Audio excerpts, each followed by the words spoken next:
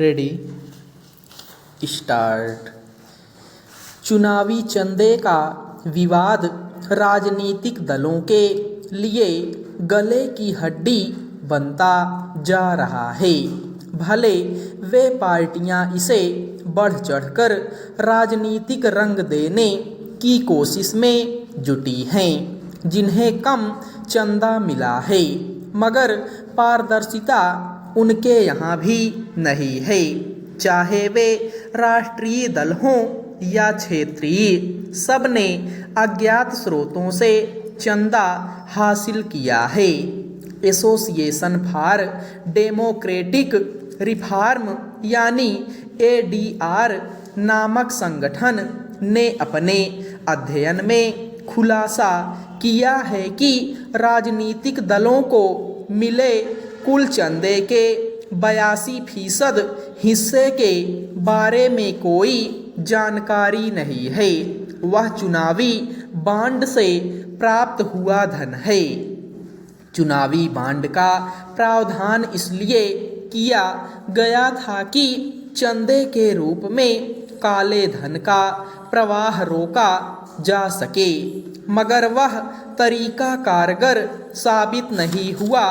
इसे लेकर विवाद तब और बढ़ गया जब देखा गया कि सत्ता पक्ष और विपक्ष के सारे दलों को मिले चंदे की राशि में बहुत अंतर है। कुल चंदे का करीब आधा हिस्सा अकेले सत्ता पक्ष को मिला और बाकी में सारे दलों का हिस्सा है। विचित्र बात यह कि 1 करोड़ की राशि वाले चंदों की संख्या अधिक थी और छोटी राशि के चंदे बहुत कम आए, मगर चुनावी बांड के नियमों के मुताबिक चूंकि चंदा देने वालों के नाम उजागर नहीं किए जा सकते, इसलिए उनके स्रोत अज्ञात ही बने रहे। इसलिए सर्वोच्च न्यायालय ने कहा कि लोकतंत्र में मतदाता को यह जानने का अधिकार है कि किस पार्टी को कितना और कहां-कहां से चंदा मिला। हालांकि पिछले महीने सर्वोच्च न्यायालय ने चुनावी बांड को असंवैधानिक करार देते हुए उस पर रोक लगा दी और भारतीय स्टेट बैंक से 3 हफ्ते के भीतर वे सारे नाम निर्वाचन आयोग को सौंपने को कहा, जिन्होंने पिछले 5 वर्षों में राजनीतिक दलों को चंदे दिए हैं। मगर स्टेट बैंक ने सर्वोच्च न्यायालय में समय सीमा बढ़ाकर जून तक करने की फरियाद लगा दी। इसे लेकर स्वाभाविक ही एक नए तरह का विवाद शुरू हो गया। अब सर्वोच्च न्यायालय में गुहार लगाई गई है कि स्टेट बैंक की इस नाफरमानी पर अवमानना की कार्रवाई हो।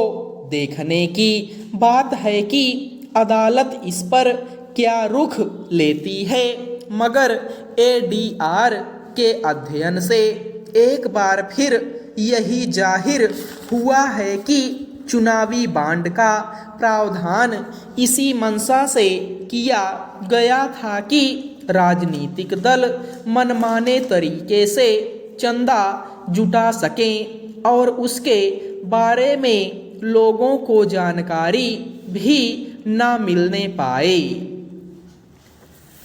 लोकतंत्र में राजनीतिक दलों से पारदर्शिता की अपेक्षा की जाती है।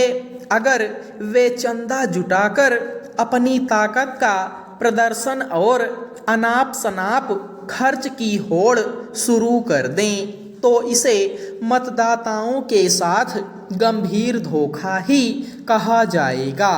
मतदाता को पूरा हक है कि जिस दल के पक्ष में वह मतदान करता है उसके बारे में हर जानकारी प्राप्त करे। उसके आय व्यय का हिसाब भी उसे पता हो। फिर जो कंपनियां राजनीतिक दलों को चंदा देती हैं उन्हें भी वोट में न रखा जाए, क्योंकि बहुत सारे लोगों के शेयर उन कंपनियों में लगे होते हैं। इस तरह उन्हें जानने का हक है कि जिस कंपनी के साथ वे जुड़े हैं वह कहीं उनका पैसा किसी गलत जगह तो नहीं लगा रही। आयकर विभाग राजनीतिक दलों के चंदे का हिसाब रखता है, मगर चुनावी बांड नियमों की वजह से वह भी अंधेरे में रह जाता है कि चंदे का स्रोत क्या है।